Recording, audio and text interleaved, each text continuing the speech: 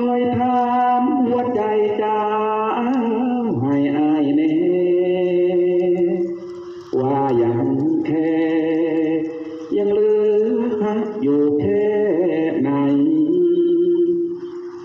กับเขาคนนั้นที่ลับเข้ามาเบียดอาย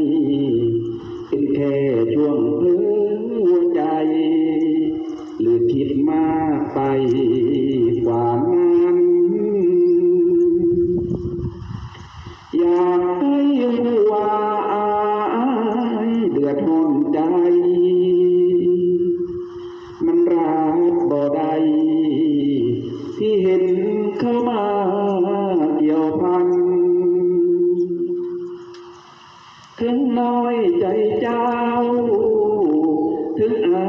ยสายตาชาวบ้านบ่อยากให้ทิ้งไว้นานรบกวนเจ้าตัดสินใจ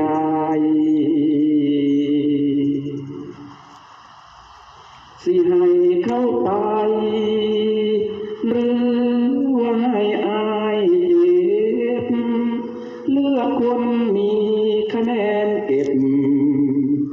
หรือว่าคนมาใหม่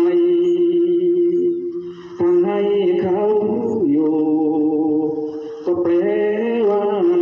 ต้องไปหักมาโซลมโซ